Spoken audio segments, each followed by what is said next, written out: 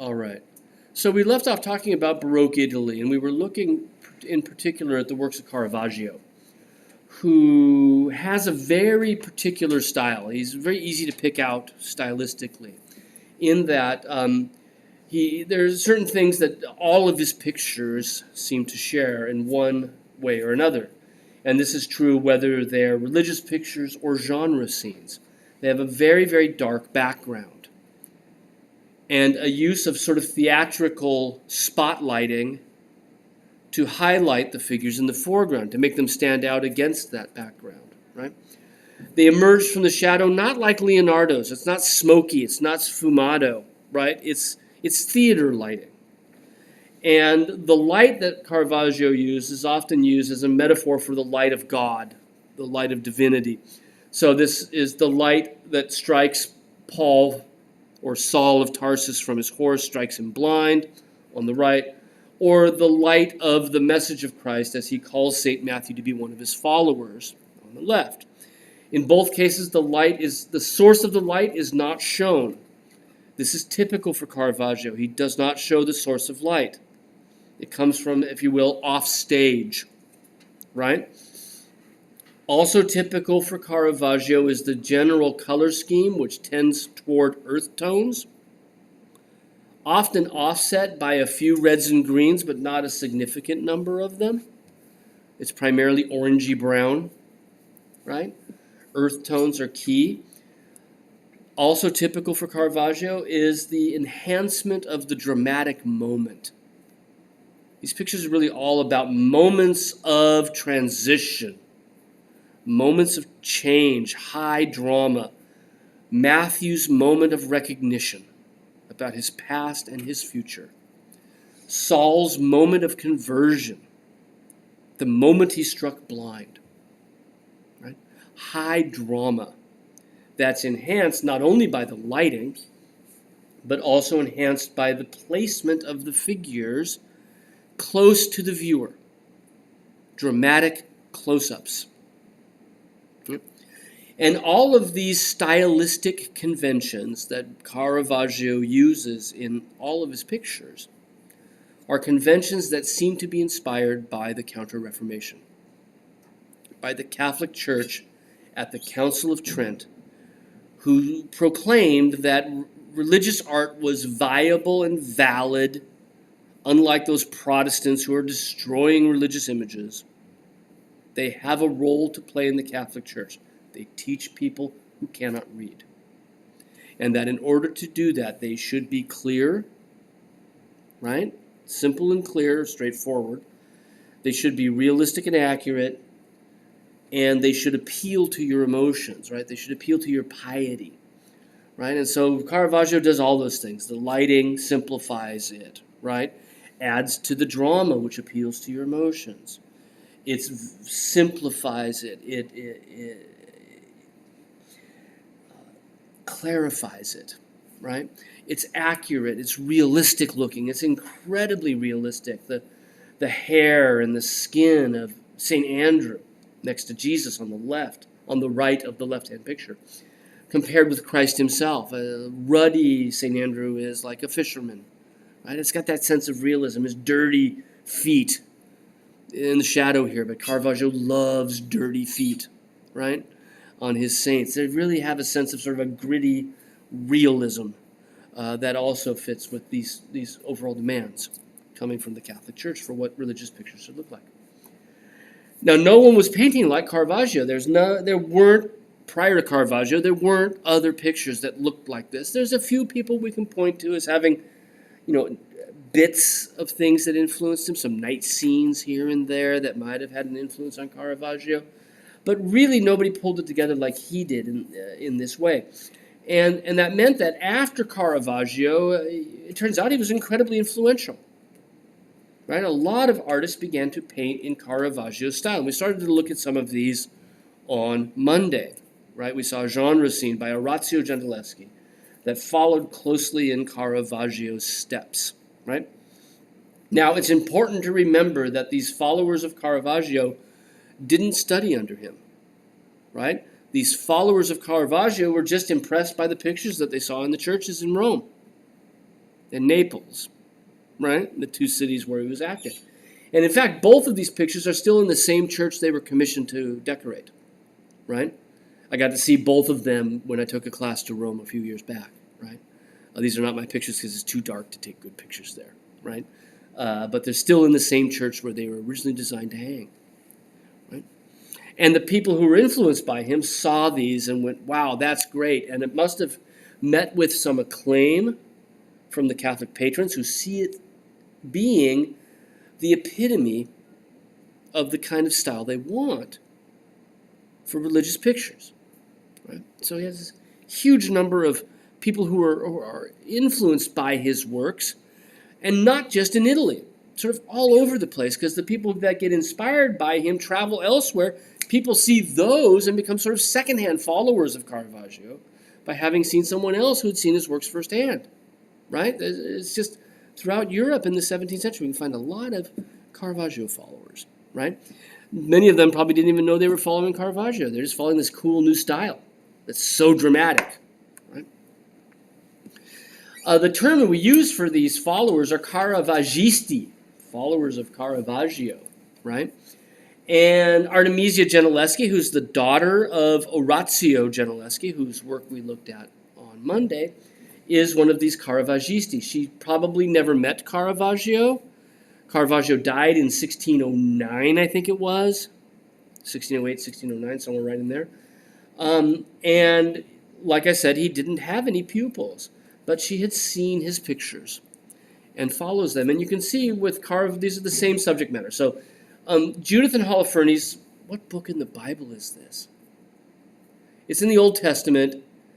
Holofernes is holding the children of Israel captive, right? He's taken the wandering Jews captive, and he's having the prisoners of war, if you will, paraded before his throne, right? So you can see the people his armies have captured. And he sees Judith, one of the children of Israel. He says, "Stop right there. You're too beautiful. Wait a second. I want to marry you." Which, of course, in the Old Testament, that doesn't, it means something else, right? So he sees her, he says, "Stop, you're going to be mine." And Judith, of course, thinks, well, he's heathen, right? He's not Jewish, so there's no way. But she understands that this gives her an opportunity to free the children of Israel, right? So what she does is she agrees to marry him, right? They have the celebration, the wedding, and she keeps pouring wine for him, and he gets really drunk, right?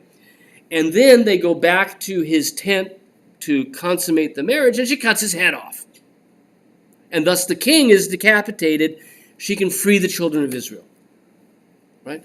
I think that this is what's celebrated at Purim every year, is the freeing of the children of Israel, okay? So that's the story at hand. And you can see that Caravaggio and Artemisia make it incredibly, A, graphic, right? Gory images. And B, dramatic. And these two things go hand in hand because the point is that you aren't supposed to be able to sort of go, big whoop, they're not meh paintings, right? They're intended to have an impact. And that is, and so Caravaggio is pulling out all the stops to do that, and so is Artemisia. And you can see that they're really similar. But the biggest difference is that Artemisia's work is what we call portrait mode, in other words, taller than it is wide. Whereas Caravaggio's is landscape mode, wider than it is tall. But they both choose exactly the same moment when Judith is mid-gore,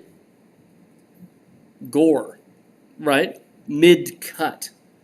And Holofernes is recognizing his fate at that moment. And in each accompanied by a maidservant, right, who is there to help in the act. In Caravaggio's work, she's off to the right carrying the bag they're going to put his head in, right? And you can see Caravaggio's interest in sort of surface textures and that kind of realism that we saw in both the conversion of Paul and in the calling of St. Matthew, where we get the soft porcelain-like skin of Judith compared to the scaly, leathery skin of her assistant, right? And the white sort of skin of Judith compared to the sort of swarthy skin of Holofernes, right? The curtain pulled back, but the background entirely dark behind it. That makes it also kind of theatrical. You get the sense that a little scene has been revealed to you as somebody's pulled back the curtain, right? Artemisia picks up a lot of this. She doesn't have the curtain pulled back, but you can see there are fabrics behind them in the dark. And like Caravaggio, she gives us a darkened background with spotlit figures in the foreground. Light coming from, again, above and off stage, right? To brightly illuminate the foreground.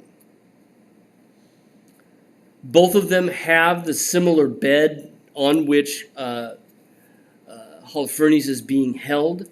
Both of them have that exact same moment. If we had a lot more time, we'd go into sort of bigger questions. Does Artemisia, our first female artist, bring any different perspective to this image than traditional male artists might have?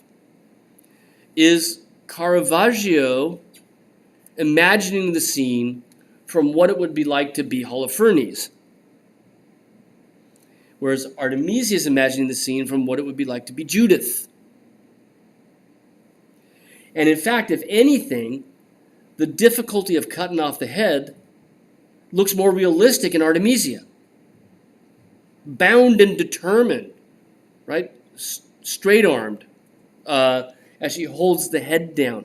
The sword at that absolute perfect vertical, as if she's sort of, working a table saw, right? Or a hand saw. Whereas Caravaggio, she's somewhat detached, right? The emotional weight of the scene is on Holofernes' horror at what's happening to him. Whereas with Artemisia, that emotional weight of the scene is, I think, to a certain degree shifted to Judith and her determination in having to carry out this act. And the blood that falls on her, which I think is an interesting element. We think about that idea of having a speckle of blood on her breast and up on her arms and on her servant's arms. That this is the sense of this is an act that has an impact on her. Right? Whereas with Caravaggio, she's really quite aloof, and in fact, if anything, her servant looks a little kind of eager, And they don't seem as if they're engaged with the terrifying nature of the act that's in front of them, right?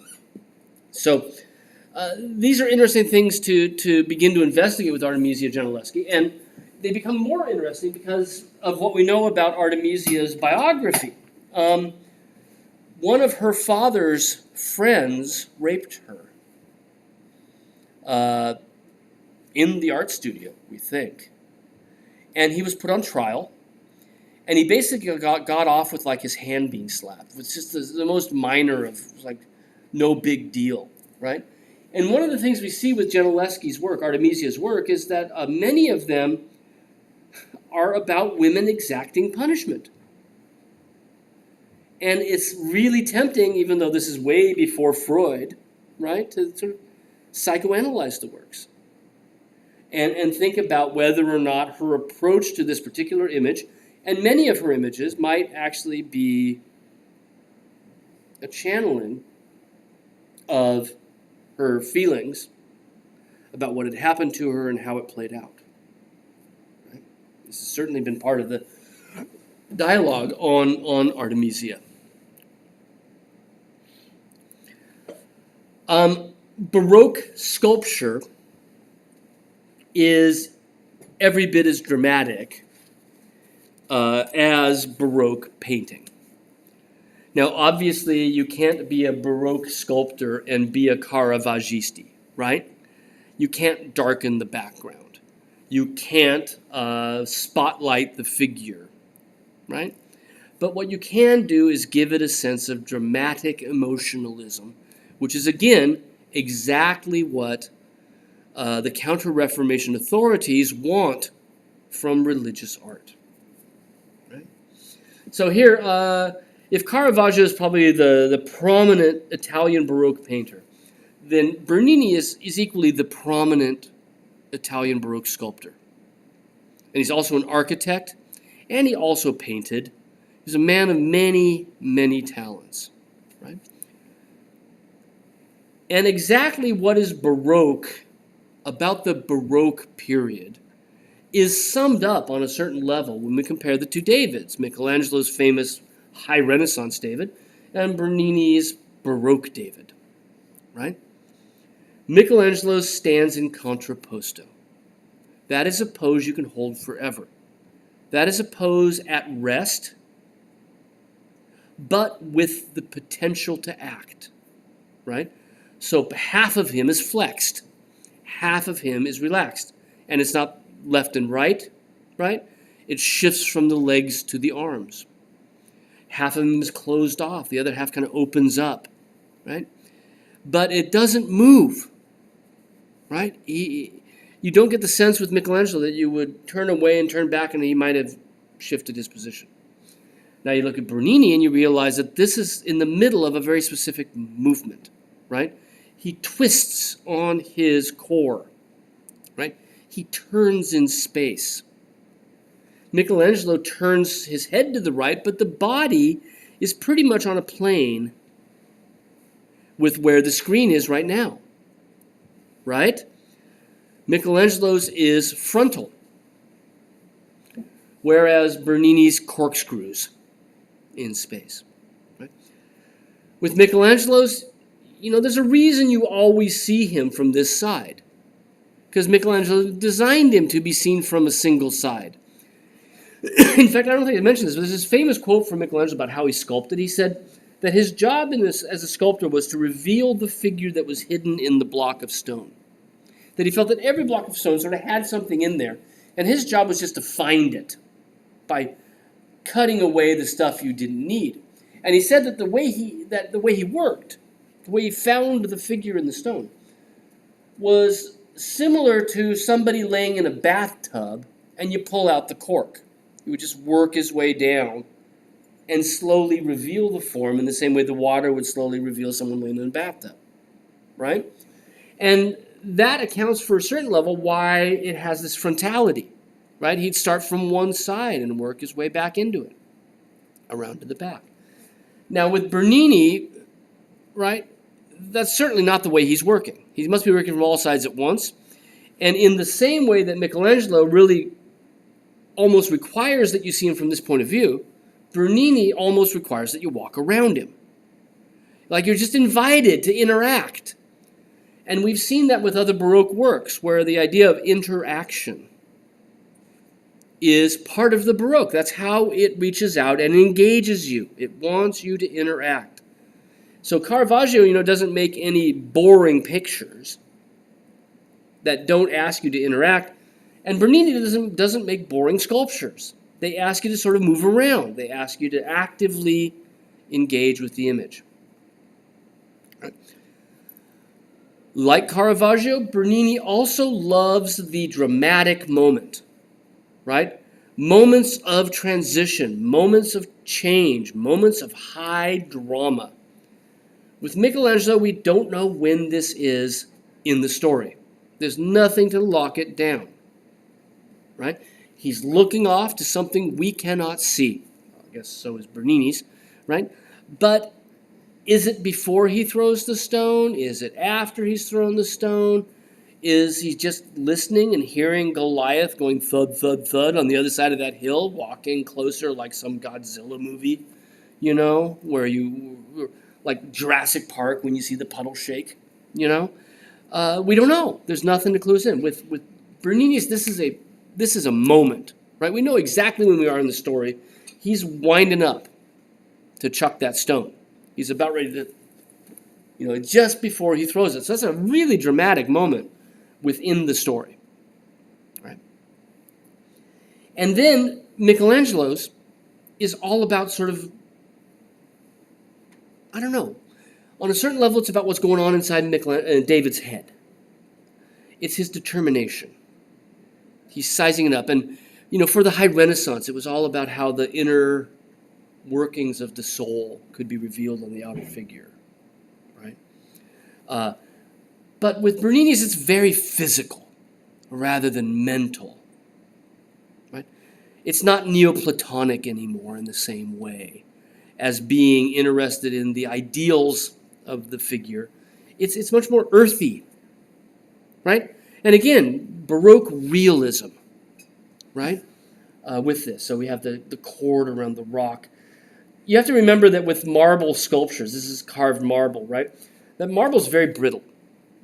And wood doesn't have the tensile strength of bronze, metals, and whatnot. And so in both Bernini and Michelangelo, they have to include a support to keep the legs from snapping off, right? It's much more subtle in Michelangelo's because he wants the figure to be the dominant element. That's totally Michelangelo. Bernini gives us this great, large, mound of things underneath his legs because the legs are further apart, right? And thus more prone to snapping. By the way, there's some great fear that if there was a huge earthquake in Florence that Michelangelo would snap off at the knees as well, right? Because he's pretty weak down there. And so they're talking about how we can handle this. What can we do to prevent potential breaks? So, you just keep wanting to walk around this thing, right? I finally got to see this live 3 years ago. I'd sort of been teaching it for, forever, 25 years, and I finally got a chance to go and look at it. And when you walk up to it you can see the base itself so these are head height, right? The base itself is about 3.5, 4 feet tall, and he's life size, as you can see by our background figure on the left, right? The scale of him. Not as big as Michelangelo's, right? He's not as colossal that way. But what's interesting about him is the degree to which that pose, that corkscrew pose, makes you want to kind of go over to the left and see, does it look better from over here? And it doesn't necessarily look better, but it does look different, right? And then you want to just keep going and say, well, what about over here? Does it look better from over here as well? So there's this attempt to get us to engage with the figure, right? And with this greater interest in sort of activity versus thought, right, which is one of the differences we just talked about, you'll notice that he's got a sense of a sort of a more realistic determination to his face. Bite his lower lip, right? As he's getting ready to throw that rock for all he's worth, knowing he's got one shot, right? And I also like the way that his toes, the foreground toes, sort of reach over and clutch the edge of the block that he's standing on, right? He's really sort of torqued down, right? So Bernini is really amplifying drama, and that's what we've seen is a hallmark of the Baroque, is a sense of the dramatic, the sense of this new sense of realism, right? Clarity of composition, right? Really straightforward stuff, not hard to misunderstand, right? Also, you'll notice it's a little bit more decorous, right? We don't see his junk, right? We almost do. It's kind of sexy in that you get the sense that cloth is kind of maybe going to slip off of there, right? But he's not just fully nude like Michelangelo's was. And the Counter-Reformation became sort of where the Catholic Church is coming back together and sort of trying to marshal a sense of decorum for art. It's the period when they started painting fig leaves on the top of everything, right? And so here, his David, not as obviously naked as Michelangelo's was, right? Now, this was a commissioned work. Bernini's pretty young at this point. I think he's only like about 20 years old, right? 21, which is pretty phenomenal in itself, right? He's a boy genius. Many of our artists were. And I think that's because of the way they trained, right? They didn't go to college. They went and apprenticed somewhere. And there were plenty of people to buy these things, which we don't have anymore either. Scipione Borghese was the nephew of the Pope and one of the College of Cardinals. and incredibly wealthy and an art lover, and in fact bought 4 different statues from Bernini right around 1620. In fact, on the slide on your right, see through the next room there? That's another Bernini. And they're still in the Borghese Palace in Rome, which is now a museum, right? But this is like the smallest of the 4. They're really, really amazing works, right? And when this is commissioned by Borghese, the nephew of the Pope, he introduces Bernini to the Pope, to his uncle, because the uncle sees these works and says, "Ooh, who'd you get these from?" "Oh, well, there's this young sculptor I know. His name, Gian Lorenzo Bernini. I need to meet this guy," right? And so he introduces him to his uncle, who's Paul V, and Bernini goes from there to work for, I think, 4 successive popes, because each one of them recognizes in Bernini a talent that they can exploit for the good of the church, right? And Paul's successor, Urban VIII, Pope Urban VIII, once somebody said to him, "Isn't Bernini lucky to have you as a patron?" And his response was, "No, I'm lucky to have Bernini working for me," right? It is highly esteemed. And in fact, it was Bernini that sort of put the finishing touches on the Cathedral of St. Peter's in Rome, right? Working in architecture as well. But really a phenomenal talent, right? His most famous work is the Ecstasy of St. Teresa, right? So again, and he designed everything here, not just the marble sculpture, but the base it sits on, the setting, which we'll look at more closely, the entire layout of the chapel where this sculpture was placed, and it's still there today, right? It's not in a museum. St. Teresa is St. Teresa of Avila, and she's a relatively recent saint by all, standards. She's not thousands of years old or anything like that. She's, in fact, had died at the end of the 16th century. So she is alive during the Counter-Reformation. And she became canonized as a saint as a result of the Counter-Reformation. Right? So she is, for all rights and purposes, is a new saint. Right? And she was a favorite saint of the Counter-Reformation because of her story. She practiced a very interactive religious devotion. One that wasn't just about reading the Bible. One that was more about living it, being actively engaged with the text, being actively engaged in her prayers.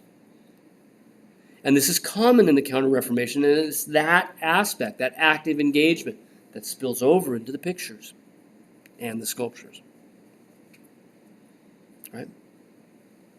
And St. Teresa had visions. She was a visionary saint. So numerous times she would have what we might today call hallucinations, where she would see heaven open up, be visited by heavenly figures.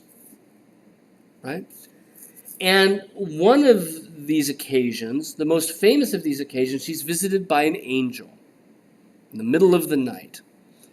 And according to her account, the angel opened her robe and pierced her heart with an arrow, with a golden arrow, that she said, in writing about the vision, was the love of God, piercing her soul. And she said, as I had the vision, I expected this to hurt. But it didn't. In fact, it was beautifully sweet, right? It was like a caress from God, the arrow of the angel. And what she said in the account of her vision was that the angel pierced her soul delicately, and you'll notice how Bernini's angel holds it delicately, right? Pierced her soul, withdrew the arrow, and did it again and again. Sounds like Michael Myers in Halloween, right? Or Psycho. from my generation, right? It sounds like a slasher film, just going at her with this. But you'll notice what Bernine's trying to capture with this is this. How does she describe it? Sweetness, right? Gentleness, beauty, harmony with heaven. The angel with the look on his face is obviously he's no hockey masked slasher killer, right? He's being gentle with her, and the look on her face is this swoon, right, of ecstasy, because that's what she's feeling as this happens, as her soul melds with heaven, right? And that's what Bernini wants to capture. So, again, I'm sorry about the sort of digital camera noise. It's really hard to photograph in Roman churches. But there we see the angel and the look on the angel's face as he looks down to her. Notice, and we saw this, I think, slightly with the David, the swirling drapery that just floods over the figures and is incredibly active, right? It picks up light and shadow and moves around. That's part of what inspires us to walk around these sculptures and look at them from different points of view. It's not just sort of hanging. It's almost like it's non-gravitational, right? It's bunched up around the angel's waist, but the way it hangs up here looks like, I don't know, like meringue, or whipped cream on a sundae. It just it seems to float, right? It seems to be filled with air. And that's true for hers, where really all we see, right, if we look at Teresa's, we see a head, and then a ton of fabric, and then we see a hand come out of it. Then we see a ton of fabric, and then there's the toes at the bottom, right? But most of it is just this swimming in fabric, more than you need, that adds to the drama and the movement of the piece. Bernini focuses on her ecstatic expression as well, right? All of that fabric might be distracting, but at the same time, when we come to what we see of St. Teresa, it's these parts of her body that show what's going on, right? She's fainting in pleasure, right? And a lot of people suggested that there's a slightly erotic overtone to this, that she looks like she's having an oh moment, And I think that's probably true on Bernini's part, because how many people have ecstatic visions of heaven and can understand what that might look like? This is an ecstasy people can understand. I know what that means, right? So I think that's part of what he's working on there, right? Is that utter ecstatic immersion in what's happening at this particular moment. Now, Bernini designed, like I said, everything in the church. So in addition to the sculptures, he designed the setting for it, this immediate architectural setting with different colored marbles around it, the columns, the pediment at the top, the sculptures in the pediment at the top. Behind them, you can see these rays coming down from heaven, these bands of gold. That's wood that's covered with gold leaf. And up under here, I may have a slide that shows that, but up under here there's a window. And during the day, natural light floods down those rays. And it's more intense up here by the window. And it just looks like the rays of God coming down and spilling onto the angel and St. Teresa. He also designed up above the stained glass window, the architectural details on the second story, the other stucco figures that are around the top, probably with studio help, right, with assistance, and even the designs for the fresco that looks as if heaven is opening up above, right? And that's painted into the architecture, but it looks almost as if clouds have come into the building, right? All of that is designed by Bernini. We know from other records that he actually did design stage sets. He worked on opera sets in the 17th century. And it makes sense when you see things like this, that Bernini would be really good at that as well, right? It's also, of course, typical Baroque in that it's so dramatic. There we can see the natural light, right, that he designed in that little alcove. And Bernini enhances the drama by putting on either side of her these little loge seats that look as if they're audience members watching a play, right? They're looking, and it's all in fairly low relief, but it looks particularly three-dimensional, right? And these are members of the family who gave the money to support the decoration of this chapel, right? It's a little side chapel within this church. The Cornaro family, I wouldn't test you on that, But there are 6 of them. There are 3 on this side, and there are 3 back on the, or 4 on the other side, right? And all of them are sort of looking out to get a good view of this, and that helps Bernini to enhance this dramatic overtone that the picture has. Right. So drama is an important element of Italian Baroque art, right? And that drama being used to engage with you, to engage your emotional reaction, right? The last Italian Baroque work we'll look at is this church ceiling, which is just phenomenal. The Triumph of the Name of Jesus, from the later part of the 17th century. Gauli studied under Bernini. He was one of Bernini's pupils. And when this church decided to decorate their ceiling, they went to Bernini and said, would you do it? And he basically said, I don't have the time, but here's my pupil, hire him, right? Gauli. And that's what led to the work, recommended him for the job.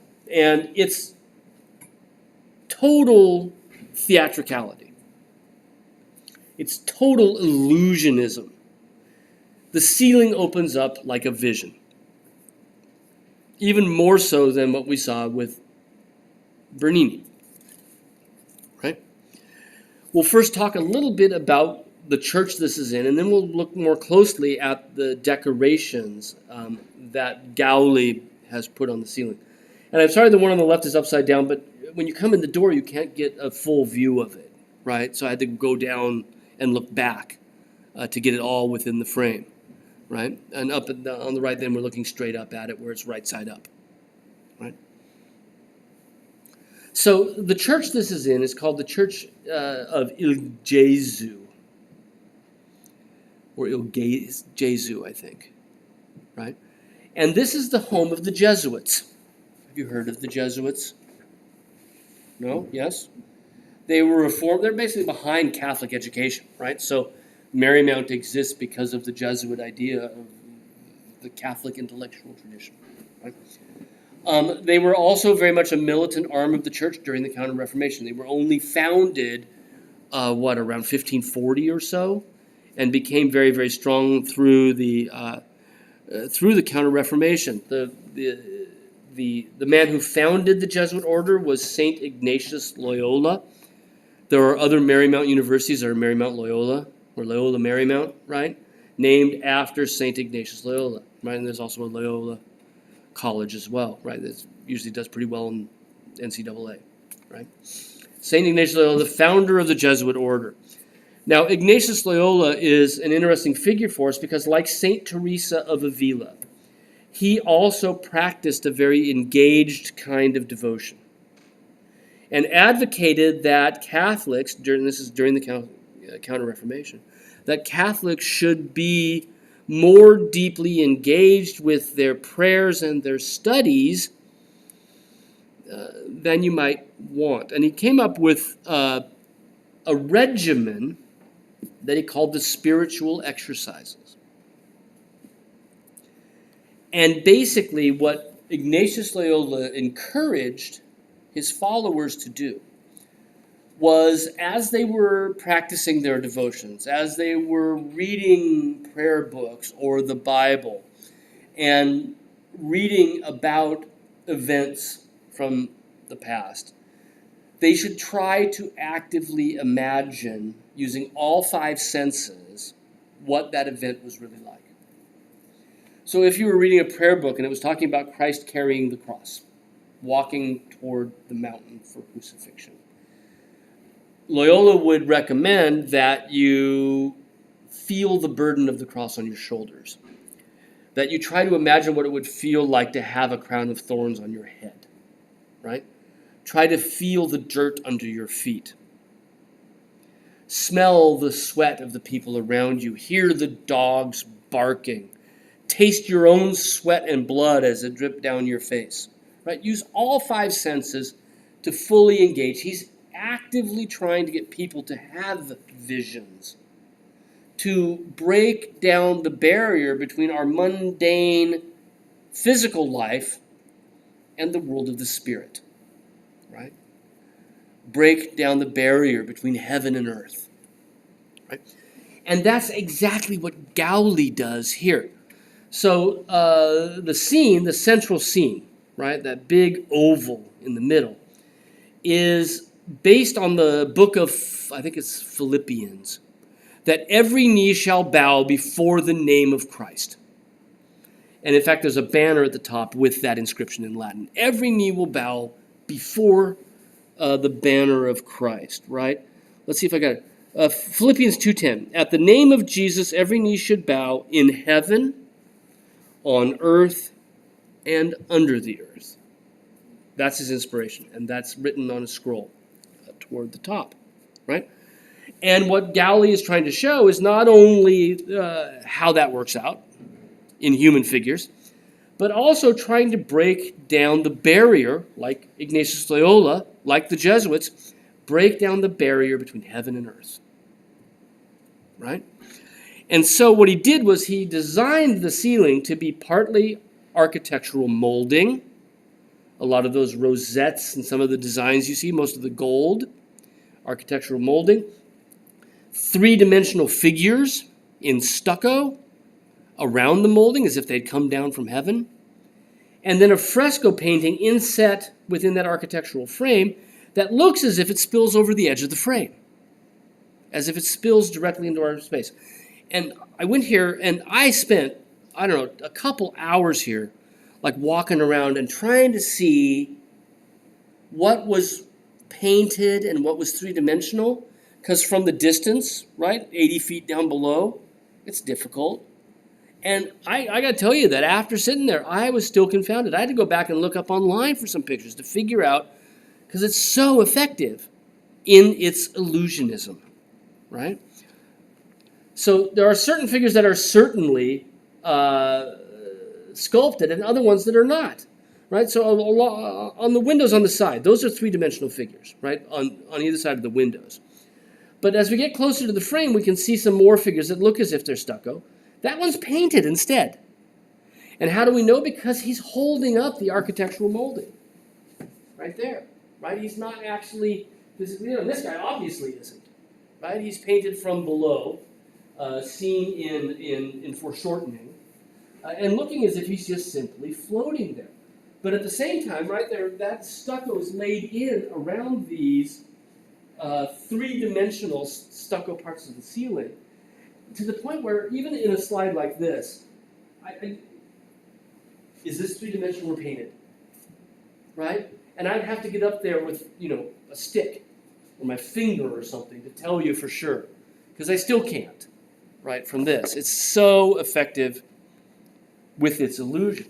Right? And you can see as we come down the sides of this, it's a barrel vault. It's sort of round like this. And come down the sides of it, and you can make out that some part, okay, very obviously, and these are obviously three-dimensional as well. Right? But like I said, there are these other elements that are, right, playing with that. Right? What I love about this slide, and I think it's the next one as well, so we were originally just looking at this here, is when these clouds sort of spill over the side, and he's reserved part of the three-dimensional ceiling to be painted like this. He comes back over and he actually paints on the three-dimensional part a shadow, so that this cloud that comes out actually casts a shadow on the inside of the building, right? Through here, and that enhances that incredible illusionistic sense that he has. How much Yeah. did these things cost? Oh, They look yeah, so I know. expensive. Well, yes, it's not, obviously, it is not a use of money where greater social good is being taken into consideration, unless you consider salvation part of greater social good, right?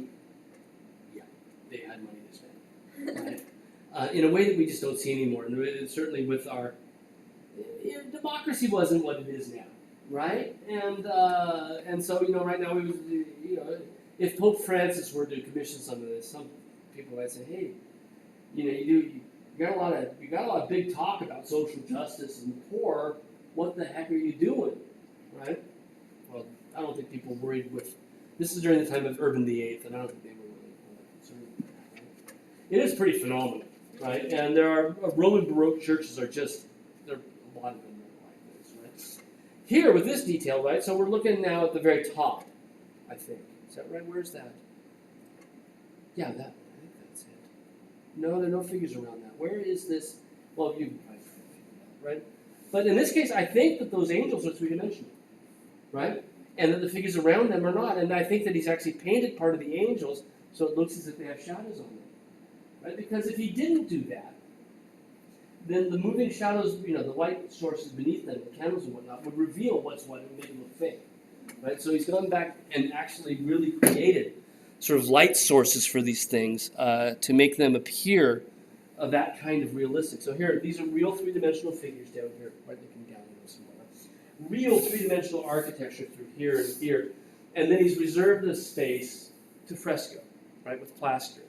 And then he's come back and he's painted this cloud, right? The shadow of the cloud on the side so that it just opens up. Now, one of the things that's always perplexed me about this is that, remember what the precepts of the Counter-Reformation were, right? Emotional, no problem there, theatricality, right? Realistic and accurate, well, I guess, who's to say? Clear and simple. This is anything but, right? It's a professor I had in grad school said it looked like a plate of vermicelli. It was like spaghetti, and it's not particularly clear, but it is once you can read it. It's kind of laid out clearly.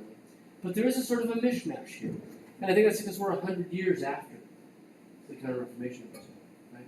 And the opulence of this that Sophia, you were just talking about, like, how do you pay for something that's kind of opulent, right?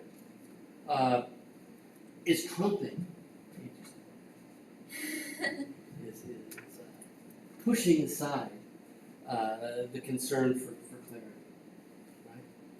So, but again, just I defy you anyway. Just the foreshortening on these figures is in itself difficult, right? Seen from below is hanging off. Okay, so what are we looking at here then, right? What is the subject matter? We have the name of Jesus is in the brightest light here. And this is meant to be, because it's circular, the area that is heaven. Remember, every knee in heaven, on earth, and below the earth are going to kneel, right, are going to do honor to the name of Jesus. So it has Jesus' name as initials in Latin. E Jesus, right? IHS is Jesus in Latin. And then the symbol of the cross directly above that, and surrounded by all of these angels, these cherubs, and various figures coming to worship him. A reference to the three magi, the three kings here, who by this time one of them had become African, right? Bringing their gifts now to the name of Jesus rather than to Jesus himself. Right? And so what we have is this is sort of subsuming things, and all of the figures that we see here are moving toward it, right? And what we see in the periphery of that, sort of the next area out here, here, and down through here, are the figures on earth that are coming there, right? On heaven, angels. On earth, people like the Magi, moving toward the name of Jesus, right? So here's a detail of some of them, moving their way forward, moving their way up. And again, these extraordinary figures that may or may not be three-dimensional, I can't tell you, right, that are holding up the roof itself. And then, let's see, what else do I have here, right? There are more of them sort of working their way up. And then finally, at the bottom are the people under the earth. So this ends up working like a Last Judgment scene, like Michelangelo's Last Judgment, where we have the saved moving toward Jesus' name, and then we have the damned who are in shadow, primarily, and falling away from him. Right? So that's the standard layout. And once you see it that way, then the bowl of vermicelli starts to make more sense. Right? That you get this pyramid of darkness down below that's being cast away from Christ. It's separated by a bit of open sky. And then we have figures sort of in a C, what do you want to say, a U shape that are moving toward him, and then heaven itself above the track. But incredibly dramatic and incredibly engaging, right? I should mention here, I have this one slide. I probably have too many details of this, but this is the first time I've ever taught this, so that really was excited to get this in here. Many of the figures amongst the damned are demons, as you can see with the horns down below here. But other ones are holding the symbols of their sin. And the peacock was a symbol of pride. Peacock feathers. And so the woman here, vanity, right? The woman here is the symbol of pride or vanity, right? And if we spend enough time, we can maybe even wonder whether the 7 deadly sins might be found here somewhere, symbolized through the things that they carry. Again, one last scene. It's impossible to tell with these, sort of where heaven stops and where the world begins, right? And that's exactly what he wants. That's exactly what the Jesuits wanted, what Ignatius Loyola wanted. It's what Teresa of Avila wanted. Arguably Caravaggio, right? Because he's putting St. Paul like right down here, right in front of you. Or Orazio Gentileschi sticking the neck of that violin toward you to say, come on and join in the duet, right? All of these things are breaking down that barrier between the work of art as this inert object and you, the viewer, as the active participant. Now we're going to look next at Baroque Spain, right? So remember that Baroque is our term for works of art roughly from the 17th century, sort of the long 17th century, if you will, end of the 16th century through even into the early part of the 18th century in some regions. And we haven't looked much at Spain, but we've looked at it a couple times, right? So one of the people we looked at that worked in Spain was El Greco, the Mannerist painter, who had studied in Italy before settling in Spain, right? He was from Crete. He was Greek, thus his name, El Greco, right? Moved to Venice, studied under Titian, studied under Tintoretto, then moved to Spain, where he made his career. This sets the stage because what we're going to see when we look at Spanish Baroque art is an incredibly strong influence from Italy. And it makes sense because the Spanish are just as deeply devoted to their Catholicism as the Italians are. Maybe even more so. And so it should come as no surprise that the precepts of Counter-Reformation art, simplicity, emotionalism, realistic accuracy, should play a role here too, right? Here, by the way, is a Tintoretto from the National Gallery. Pretty obvious that he studied under Tintoretto as well, right? He's picking up things from both of these and bringing those styles into Spain. So as we move into the Baroque period, what we find, and I'm sorry this is getting a little blurry because the Wi-Fi connection is getting a little ugly, right? Online you can see this much more sharp. Well, who's Ribera been looking at? Yeah, well, what artist has Ribera been looking at on the left? Who does that remind you of? Caravaggio, exactly right. He studies, and in fact, it's through Ribera's works that Caravaggio's influence comes to Spain, and we see it in a significant number of artists working in Spain. Now, Ribera himself was actually working in Italy for part of his career. Right? He had the answer to your question, right? There's Caravaggio, right? Ribera had moved to the city of Naples in southern Italy. This is where Caravaggio died, right? He never met Caravaggio, we don't think. There's no record of it, but he saw his pictures. Now, Naples at that point in history, in the early 17th century, was actually under Spanish control. Right? The Spanish Empire, the Habsburg Empire, was at its great strength at this time and owned a lot of territory throughout Europe, and part of it was Naples, was part of the Kingdom of Spain. So Ribera moves to Naples to paint, sees Caravaggio pictures, picks up on the idea, right? Those pictures, many of them are sent back to Spain, and this is how Spanish artists get to know Caravaggio, is through Ribera. Now, do any of you know the story of St. Bartholomew? This might have, remember, we learned about him with Michelangelo's Last Judgment. Remember where the self-portrait of Michelangelo was in the Last Judgment? Do you remember that from the worksheet? Oh yeah, he was like floating the skin. That's right, because St. Bartholomew was flayed alive, Yeah. right? What a horrible thing, right? Had his skin cut off while he was alive. And Michelangelo is a sculptor, right? Shows him with the skin cut off, right? And right below Christ's judgment, too, right? Which is kind of weird as hell. So with Ribera's image, we see the moment before that happens, right? And again, it's this Baroque Caravaggio idea of drama, right? This incredibly dramatic moment, right? He knows he's gonna be cut to pieces. That's not even the right word, right? He's gonna have his skin cut off and left alive. Oh, it's horrifying to think of, you know?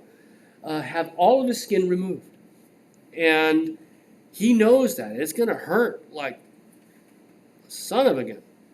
And he's looking to this Caravaggio light, the light of heaven, that's shining on him as he's looking to God for solace, right? For comfort through this trauma.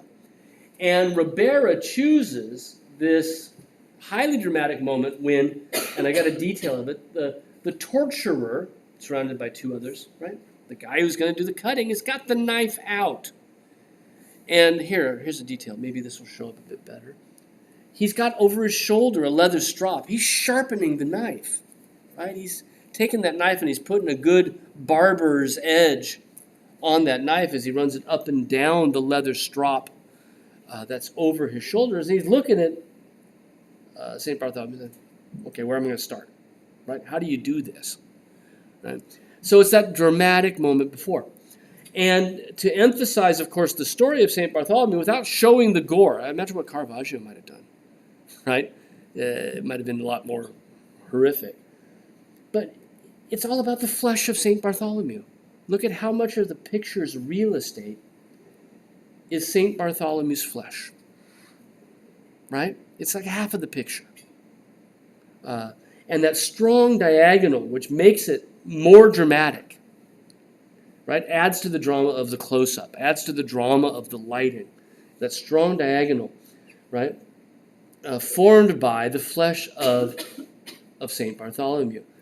Flesh becomes a sort of a sub-theme that runs through this entire picture, the character with the knife, his interest in the sort of the ruddy, leathery flesh of that man, the skin of his hands with the blood vessels underneath it, right? There's that realism of Baroque art, right? Picked up here. But a realism for drama, right? Not a Van Eyck kind of realism for symbolism, right? It's a realism to enhance the way in which you react to the picture. These ones on the right are coming out a lot better.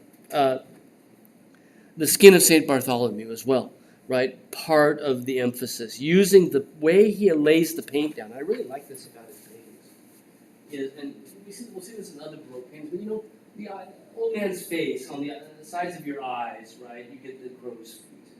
And you know, your face will wrinkle out this way from the sides. And the way he lays the paint down, it sort of mimics the structure of the skin, right? So that the paint starts to look. You almost get the sense that you could understand it was a face by feeling it. You know what I'm saying? Right? In the same way that you would feel what St. Jerome's face really felt like if you run your finger along the side of his eye socket, right? And even up above, where now there's almost like a relief sculpture for the lines on his forehead, the wrinkles on his forehead, right? That the parts where his skin is bunched up are thicker paint than the parts where there are shadows. It's almost, I think this is really a fascinating thing. And then when you look at the beard, you get the sense that it's built up in the same way that the hairs lay on top of other hairs. Right? There's something really palpable about this picture. Right? And that's true for many Riberas. It's true for many Baroque works. It goes back to this idea we've seen 2 or 3 times, right? All 5 senses. It's going to appeal to more than just, maybe it's not appealing because it's kind of gross, right? But it's going to reach out to and engage more than just your sense of sight. Right? We can hear that knife, across the leather. We can feel the different textures of the robe of the executioner or the skin of Saint Bartholomew. Right? There's a lot here to sort of appreciate that way. Well, it was through Ribera's works that other Spanish artists who never went to Spain ended up feeling the influence of Caravaggio. There are Caravagisti everywhere. And Zurbaran is one of these artists who picks up his Caravaggio elements second or third hand. Right? He doesn't see Caravaggio pictures himself, but what he does see are Ribera pictures, having been sent back. And here he gives us an image of a martyred saint. Both of these do. The Counter-Reformation loves its martyred saints, right?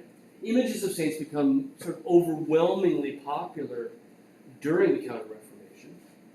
They are something that separates Catholics from Protestants. The idea of an intercessor before your prayers. Protestants don't buy into that at all, right? Catholics do. So images of saints become much more popular as the church is trying to now reassert itself after the challenge of Protestantism. Right? Saint Lucy is a 4th century saint, right? 300s AD or CE.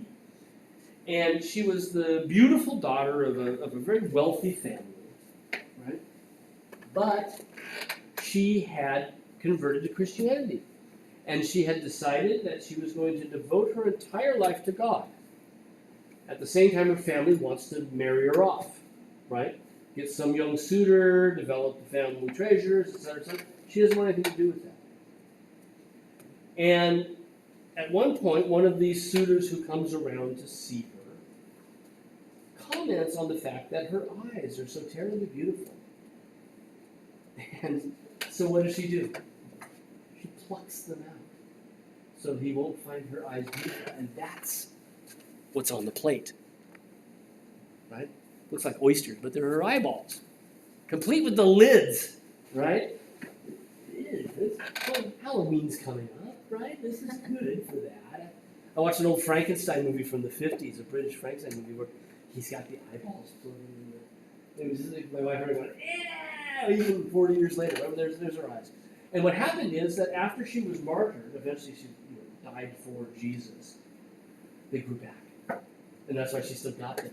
And we know this is after the martyrdom because she carries a palm branch behind her. And a palm branch is a sign of martyrdom, right? But so here she looks at us, right? Beautiful flowers. And now we can appreciate her beauty because she's no longer accessible. Right? So she was the one who got her eyes cut? She plucked her own eyes. Okay. Right? In order to make sure that this young suitor would no longer find her beautiful. Right? So I find it revolting. It's a horror.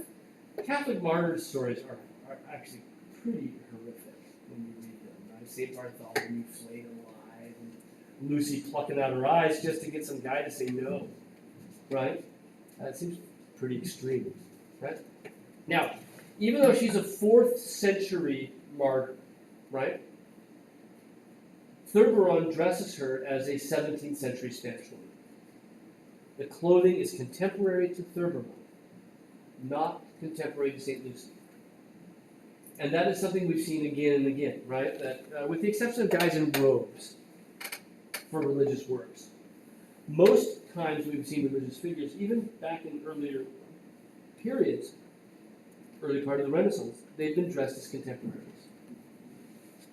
And the reason is and remains that legibility, right? We need to understand, as part of the story, that she's the daughter of a wealthy family.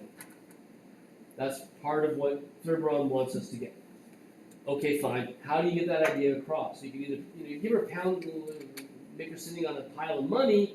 That's going to send the wrong message, isn't it? Because that's not what she didn't care about the money. We didn't know that as part of the background. So he dresses her as a wealthy contemporary woman, right? And that gets that message across. That makes it clearer than if it were archaeologically accurate, right?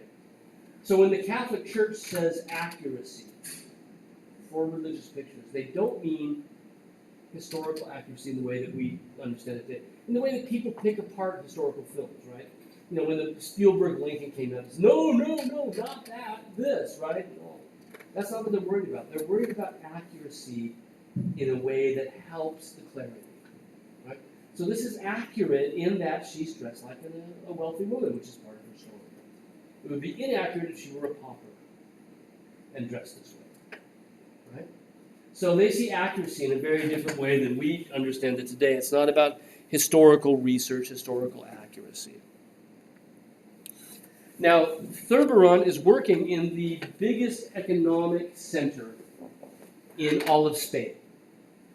And this is the city of Seville, or Sevilla, if it's pronounced properly, right? The city of Seville is the largest economic center in all of Spain. And as we find in almost every period, where the money is, there the art is.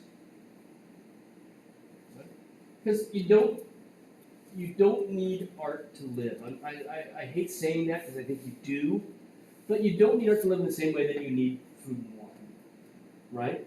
You've got to have enough money to meet the animal necessities, and it's enough left over to buy the luxuries, right? This is a luxurious object. And so art centers are almost invariably economic centers as well. This is true too. So he's working in Seville, and she's dressed as women from Seville. We know this from other historical records, right? That fits. And that's true also for the next artist we'll look at. He's also active in the city of Seville because this is the hotbed. Now, the king of Spain lived in Madrid, right? And it too will be a center of art production because of the king. But more art was being produced in the 17th century in Spain in the city of Seville. And the other artist that's active around the same time, around the 1620 or so, and the most famous of the Spanish Baroque artists is Velázquez, Diego Velázquez. And here he gives us a scene of everyday life. This is not a religious scene, right? This is a genre scene. Right? We've talked about genre scenes before, haven't we? Scenes of everyday life. Right? It's a man who brings water from the natural spring to the different houses in the town of Seville. And he's obviously not a wealthy man like St. Lucy, right? He's more of the working class and dressed accordingly. Now, do I need to say it? Velázquez is looking at Caravaggio. It's pretty obvious. Dark background, earth tones, bright highlighting from above, off stage, right? Super close up. We don't even see the entire figure, right? It's cropped at the knees. All of this comes out of his interest in works by Caravaggio, probably seen secondhand, right?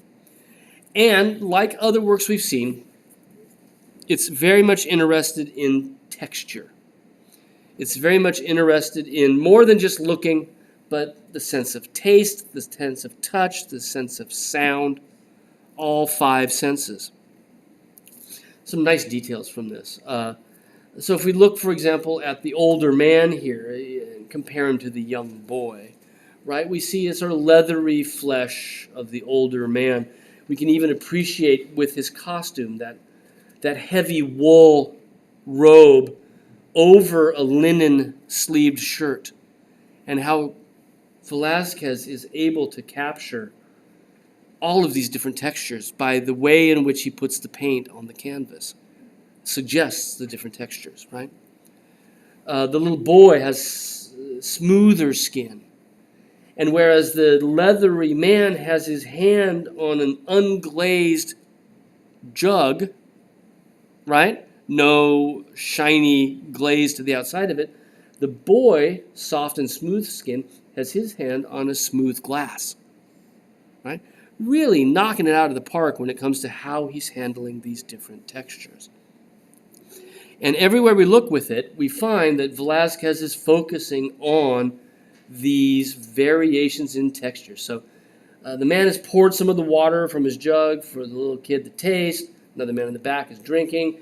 On the table, there's a porcelain cup functioning as the lid of a glazed jar. Notice the water beating up around the mouth between the porcelain and the glazed pottery, right? Really realistic. It's almost as if he's taking those Counter-Reformation ideas and he's applying them to a non-religious picture, right? And then one with this detail. I'm always amazed by this, right? The cork in the bottle. And then this is a pot, unlike this one, which has a glaze on it, right? This is unglazed pottery. So it's going to have a sort of a nappier texture, right? It's not going to be shiny. But there's a spot where the water's falling over. And you can see it gets shiny there. And the water then beats up as it runs down. So this is a tour de force, right? And Velázquez, I think he's like 18 or 19 when he painted this. Hate him, right? To be able to paint like that at that age, right? That's college freshman. Yeah, Madison, hang it up, right? Screw it, I'm never going to paint again because I can't do this. I'll tell you this, Cezanne sucked until he was 40. I always took that. That's why I took that on undergrad, right? I might make good art one day because Cezanne didn't paint well until he was 40. So, anyways, Velázquez really a prodigy, right? And we'll see becomes the most important painter in Spain. So we'll look at some more Velázquez's on the next day we meet, and we'll talk about the next step of the research project. Okay.